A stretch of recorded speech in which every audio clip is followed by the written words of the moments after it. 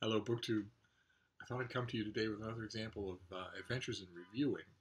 This time, two examples, both from the London Review of Books. One of something that you can watch a book reviewer get away with if he's in complete control of what he's doing, and the other that you should never watch happen. The first one is Neil Atchison, who's reviewing a new biography of Hitler. And it's a very thoroughgoing review. It's very fair about the book, and there's a subtext running through it that you have to be paying attention to see.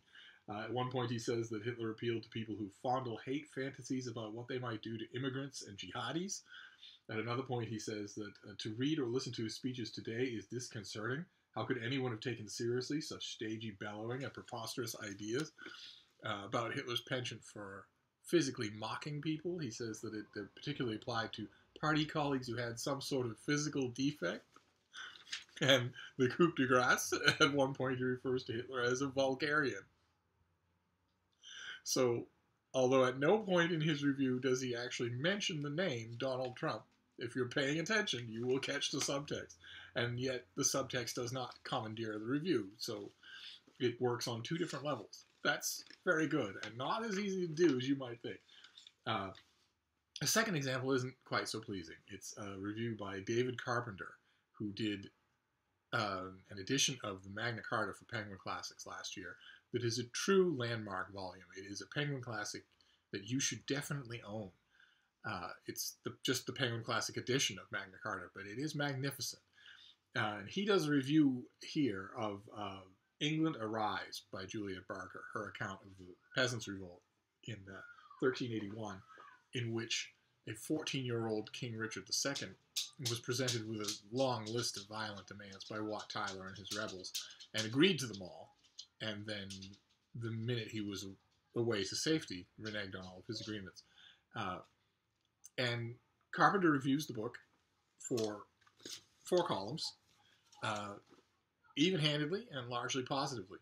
And then he gets to the end of his 4th column and says, unsurprisingly, given the emphasis of her account, Barker avoids the term Peasants' Revolt and prefers to speak of the Great Revolt or the Great Rising.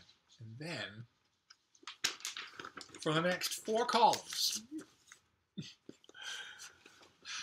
he continues on a digression of enormous proportions, arguing from a ticked-off scholar's point of view that the correct name is Peasants' Revolt, that it was thought of at the time that way, and that there's ample evident historical reason since to call it that. First of all, book reviewers will do this. I mean, they have their hobby horses, especially if they are themselves scholars in the field. But editors must never allow it. At most, David Carpenter should have been allowed a line or maybe 2 to point out that it might be a little bit faddish and 21st century relativist to change the name of the revolt. That it might not have much factual basis to do that. At most, a line or 2. Not half his review. Half his review chasing down a minor point. All the rest of Juliet Barker's book goes by the board, while we watch him go on and on and on that one point. And like I say, book reviewers do it. They have access to grind. But no editor at the London Review should have allowed that to happen. That's just 4 columns of wasted space there. But so you got the pros and cons. If you edit book reviews any length of time, you'll see all kinds of examples of that sort of thing come out. And the key, if you're a book reviewer, is to just keep an eye on what you do yourself. Don't make it an editor's job to police a long digression of yours on a minor point. Get rid of it yourself.